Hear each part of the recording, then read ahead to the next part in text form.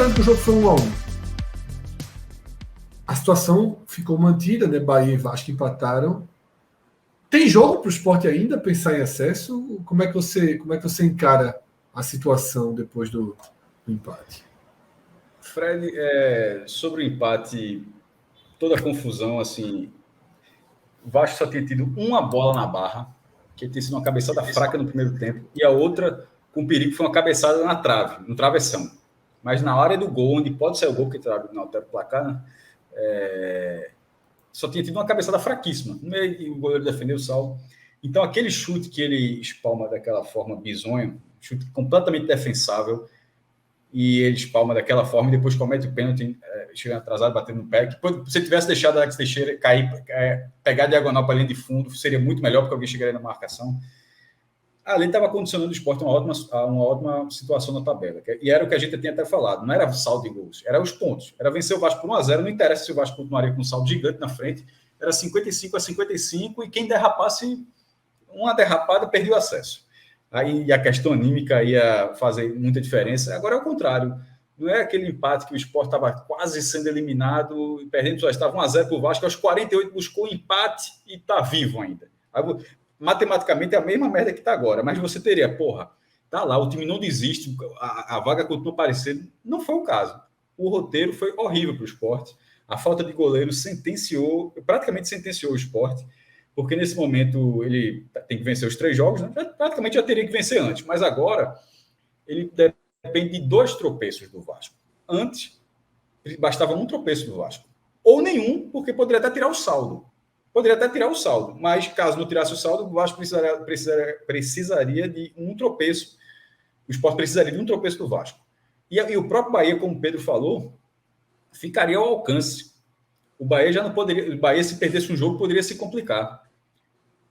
Tá, Bahia com 57, o Sport com 55. Se o Bahia perde, o Sport já poderia passar o Bahia. Não, o empate não, porque aí o Bahia ficaria na frente do número de vitórias. Mas uma derrota do Bahia já colocaria. Agora, para o Bahia, é uma derrota e um empate. Assim, a matemática do Sport continua a mesma, né? Ganhar os 3 jogos, ou seja, tá psicologicamente abalado pelo resultado, porque influencia.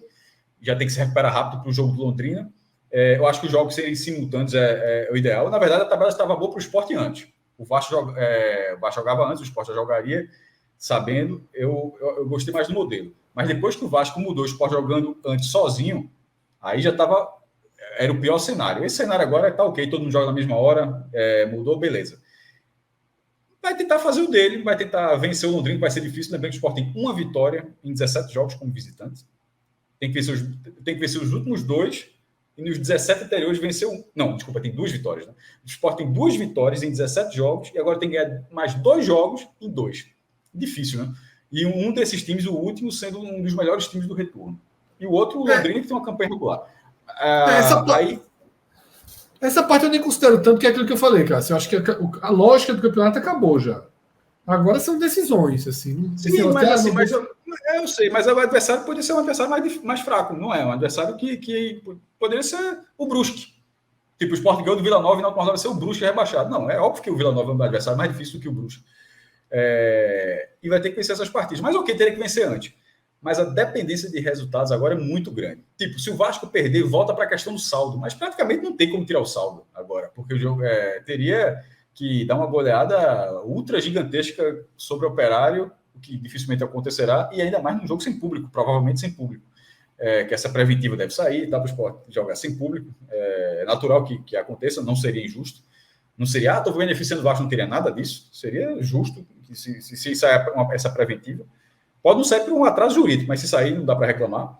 Então o saldo é difícil. O Vasco tem que tropeçar 2 vezes. Eu acho que o Vasco pode tropeçar 2 vezes. Pior é que eu acho. Mas eu acho a tabela chata. O Criciúma ganhou do Ituano, meteu um 3-0 na última rodada. O Criciúma vai tentar vencer o Vasco. O empate não serve para o Criciúma. Esse é o problema. Porque serve para o Sport o empate. Um empate entre Criciúma e Vasco. Mas se tiver empatado a tabela do lá... Vasco ficou insuportável, né? Se tiver empatado lá... O Criciúma, ele não vai se contentar com o empate, ele vai se expor. E aí seria ruim para o Sport, porque ele se expõe, o Vasco pode matar um jogo no contra-ataque, por exemplo. Mas eu digo, para o Sport seria importante, mas não para o Criciúma. O Criciúma vai tentar vencer. Se vencer, ótimo, beleza, ótimo. Mas o excesso de exposição do Criciúma pode ser fatal para o resultado. E depois pega o Sampaio, que pode entrar nessa mesma pilha. Então, assim, eu acho possível, porque quem tem visto os jogos do Vasco, ele ganha os jogos assim. O próprio torcedor do Vasco cunhou a expressão. Será um acesso culposo. Assim, a partida do Vasco contra o Sport foi muito ruim, pô. Repito, o time ter dado uma finalização na barra, numa cabeçada sem força alguma. Uma atuação muito ruim. O Sport finalizou 20 vezes, poucas bolas foram na barra. Mas teve um volume de jogo maior, teve uma busca pela bola, pelo ataque muito maior. Parecia estar jogando uma decisão maior do que o Vasco. O Vasco conseguiu um resultado muito maior, o resultado excepcional para a tabela, e muito maior do que o que ele jogou na ilha. Mas futebol é isso. Futebol é isso há muito tempo. Desde sempre, na verdade. Então, com esse futebol que o Vasco vem apresentando, em várias rodadas que eu já assisti, eu acho que é possível esse time não ganhar 2 jogos. Acho possível. Mas o velho já acabou de sair do Beto Nacional. Você acredita? Eu não acredito. Aí essa é a questão. Porque o Sport tem que ganhar 3 jogos e o Vasco tem que tropeçar 2. Ou seja, de 6 resultados na ligação direta entre o Vasco, 6 resultados, 5 precisam ser favoráveis ao Sport. 5 de 6. É muita coisa. É muita coisa. Muita coisa. E realmente, assim, o clima é muito ruim também, né? Depois do que aconteceu antes. Além do que, tem algo fundamental, Cássio, que é o que a gente vinha falando. Acontece uma vez, acontece 2, acontece 3, e a sensação é que vai acontecer. Ainda vai acontecer mais uma vez, que é sem goleiro não há futebol, né? Assim, você não tem como jogar um jogo. É ruim falar pessoalmente assim. Mas também é foda não falar. Se é alguma coisa que eu acho. É um dos piores goleiros que eu já vi na minha vida no Sport Clube do Recife. É um dos piores goleiros que eu já vi. E assim, eu não estou considerando aquele goleiro que jogou o primeiro turno do Pernambucano de 90. Não, porra. Um campeonato relevante. Assim, nem falando que o Pernambucano é relevante, vai aparecer a final, mas uma fase relevante. Tipo, o cara jogou uma decisão de turno do Pernambucano, final de fase, final do campeonato, jogou brasileiro, sem ser. Mas aquele sub-20 jogou muito mal, aquele joguinho, porra. Não, isso não. Fala um cara que teve uma sequência de jogos, um cara que fez parte de uma campanha, que em algum momento você vai lembrar, aquele ano o goleiro era aquele. Uma passagem desse tipo. É um dos piores goleiros que eu já vi no esporte. E assim, eu falo isso com tranquilidade de quem tem 30 anos vendo goleiro, muitos goleiros bons no esporte, vários de nível, até de nível de seleção brasileira, como foi Bosco, foi convocado, e o Di Magrão passou 14 anos jogando no esporte e virou um nome conhecido em vários outros lugares, como já vi goleiros ruins também, por fase, goleiros como Zete, campeão do mundo em 94, teve uma passagem desastrosa no esporte em 2001. Desastroso. E era tão final de carreira que, se não me engano, ele foi o treinador do Fortaleza que subiu em 2002. Quando o Fortaleza sobe. Um ano antes ele era goleiro do esporte, só para a galera ter noção. Então já vi goleiros com passagens. Adnan, se eu não me engano, pelo amor de Deus. Agenor mais recentemente. Um goleiro que não estava nem no peso assim. Já vi goleiros horrorosos. Já vi ótimos goleiros no esporte. Danilo Fernandes, 2015, era nível de seleção brasileira, tanto que foi para o Internacional, lá no Internacional foi convocado para a seleção brasileira. Mas Saulo, cuja contratação em 2021 já era inacreditável, Fred. Porra, o cara perde a qualquer torcedor do Botafogo, pô, esse cara é fraco, esse cara é ruim. Assim, muito fraco, porra, muito fraco. Botafogo, assim, o esporte já contrata assim, sem o menor cabimento. Aí tem aquela bizarrice das não inscrições, e ele foi um jogador, não inscrito, é o esporte e renova com o goleiro. Ele vira terceiro goleiro tem que ser da base. Não faz o menor sentido que ele fosse terceiro goleiro. Aí ele vira o terceiro goleiro do esporte. Aí Maílson é vendido, aí Carlos Eduardo vai muito mal, aí chega Denis no segundo jogo, jogou um jogo, depois no treino já se machucou, e o cara jogou. Ele tem culpa? Não tem. O nível técnico dele, ele está dando o máximo que ele pode fazer. Ele está dando o máximo que... Isso eu tenho certeza. Eu tenho certeza que ele está dando o máximo que ele pode fazer. Mas o máximo que ele pode fazer não é o que o esporte precisa. O máximo que ele pode fazer, infelizmente, é para um sarrafo muito menor nesse momento do futebol. A falha do gol foi um chute muito simples, né? Não é um caso isolado. Todo goleiro falha, mas aquilo é um lance que você espera que ele vai fazer. Um goleiro desse nível não é de um time que está brigando pelo acesso. Eu acho que não é nenhum time que está brigando na Série B para permanecer. Isso, exatamente. Porque o Náutico fez a mesma coisa. Ele não tem como ser goleiro, não. Ele não tem como ser goleiro titular de nenhum time. Não, veja só, tentei, que ele já foi goleiro do Botafogo. Ele Há está muito jogando tempo, no... né? Não, veja só, não é muito tempo, não. Então, mas assim, ele já foi, mas eu estou dizendo assim, ele para o meio do futebol, ele jogador profissional, ele encaixa em algum sarrafo. Mas o que ele está atualmente é muito acima, e eu não estou falando do esporte, não. Eu acho que ele tem muito poucos jogos, viu, Cássio, na carreira. Eu vou abrir aqui. O nível de Saulo não é de um goleiro, desculpa, não é um nível de um time que briga pelo acesso, não é.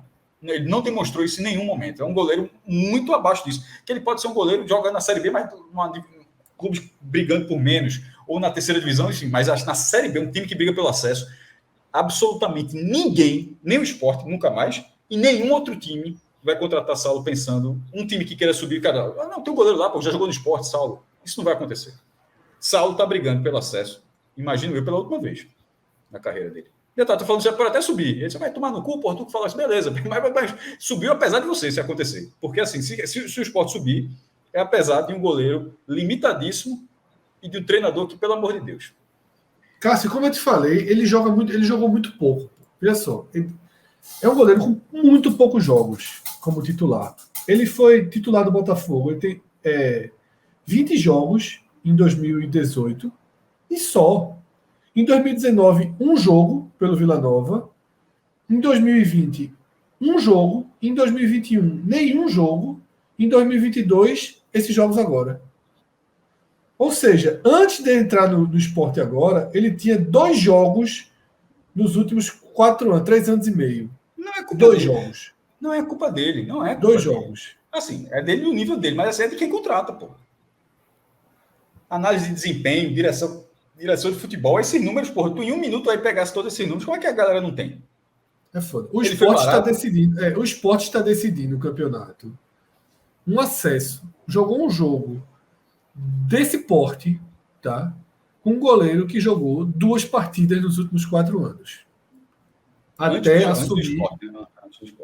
assumir o gol do Sport, né? Já contando com o tempo de reserva. Veja só, se o Sport, para qualquer pessoa, para você, para a galera que está aqui na live, para a galera que está aqui nos comentários,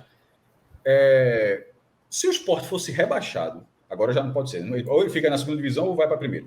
Mas se o Sport fosse rebaixado para a terceira divisão, aí tu vai ter que remontar o elenco. Aí Saulo seria o reserva. Veja só, olha o que eu estou dizendo. Saulo seria o reserva do Sport na terceira divisão. De jeito nenhum. Não seria, porra. De jeito Saulo não seria o reserva do Sport da terceira divisão. E ele é o titular do time brigando para ser o acesso. Pronto, é isso que o Sport está tentando. É dessa forma que o Sport está tentando subir. É bizarro. Pô. Isso. Vamos lá. Tá? Deixa eu te fazer 2 perguntas, Cássio.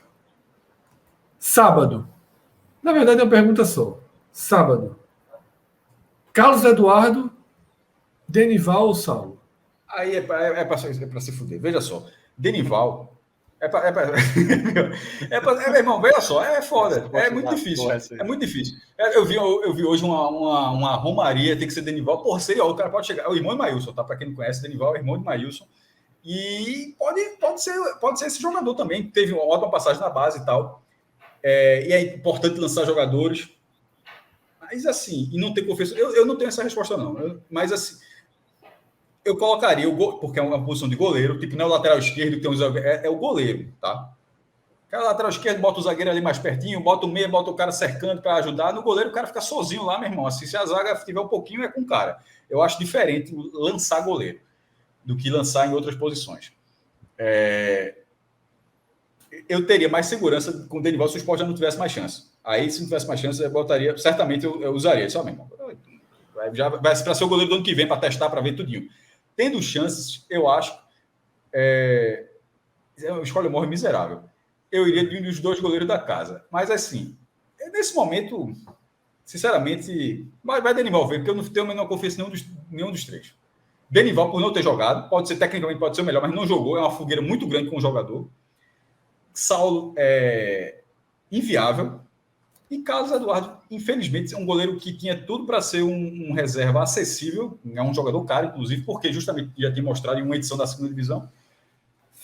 Ele está diretamente ligado a essa situação do Sport. O Sport levou 11 gols com o cara, porra. Levou 4 do Ituano, levou 4 do Sampaio, levou gol para caralho de todo mundo e já inviabilizou a largada do retorno. Então, assim, Sei não, velho. Não é questão de muro, não. É questão que as opções aí realmente são... Eu iria de Denival. Porque não dá para trazer. Porque, assim, confiança. Não tem nenhum dos dois. Não tem nenhum dos dois. Carlos Eduardo foi horroroso e Saulo estava se segurando ali naquele papo, que aquele gol do meio de campo foi um acidente. Estava se segurando nesse papo, né? Eu não achava. Eu fui da tese que eu também não. Eu também não. Gol de meio campo. Se não for o goleiro lá na área para fazer um gol, o cara pega a bola e chuta, beleza. Mas se o goleiro está no campo defensivo, lá o gol do meio campo, eu não consigo achar que o goleiro não tem culpa, não. Eu acho que o cara tem uma culpa, que ele tem 10 centavos. A maior culpa certamente é de Nares. Por sinal, Léo, muito obrigado. O volantezinho que tu mandou esse ano, meu amigo. O que eu mandei foi Fabinho, pô. Os outros não foi eu, não. Foi Robson. Exatamente. Quem mandou o William Oliveira e Nares foi Robson. Que inclusive comprou o passe dessa promessa que o Red Bull Bragantino queria manter, investiu dinheiro, aí enganou o Ludogorets agora. Então é um monstro, mano. É um monstro. Ludogorets, eu quero descobrir qual é o esquema dele lá. Já foi, levou o Nares e agora o menino Rick Jonathan lá, tá só dá ele na UEFA Europa League, viu? Eu iria de Denival, porque por questão de confiança mesmo. Deixa eu fazer uma última pergunta da Série B, cara. Foi bastante feita aqui no chat. Voinho, tá no jogo? Ele tem um confronto direto com o Vasco. Tem um pontamento com o Sport, mas tem um confronto direto com o Vasco. Agora, tomara que esteja mesmo. Agora sim, ele tem a mesma obrigação que o Sport tem dos 3 pontos. A diferença é que para ele... das 3 vitórias. Das 3 vitórias. É que para ele, essa vitória necessariamente é sobre o Vasco. Ou seja, se... Veja a lógica do Sampaio. O Sampaio tem mais chance de subir que o Sport nesse momento. Matematicamente. Não, faz um sentido, você vai ver. Se o Criciúma empatar, sim, certo? Se o Criciúma empatar, o Sampaio não depende de mais nada, só depende dele. E o Sport depende do Sampaio. Tá entendendo? Veja só. Não, veja, o Sport, veja, se o Sampaio ganha, o Sport ganha. Mas o Sport só depende do empate do Sampaio. Não, tudo bem, mas se o Sampaio ganha as 3, se o Sport ganha as 3, o Sampaio ganha as 3, o Sport fica na frente do Sampaio. Porém, além da tabela, se no sábado o Vasco não ganhar do Criciúma e o Sampaio ganhar o jogo dele, enquanto o Sport vai continuar secando, o Sampaio vai olhar a tabela e dizer, meu amigo, se a gente ganhar tudo, a gente sobe. É outra coisa, pô. É outra forma de olhar a tabela. Eu teria muito mais confiança do que o Sport. Deixa eu falar só uma informação. O Sampaio fez uma campanha péssima fora de casa, né? Tem 2 jogos agora fora.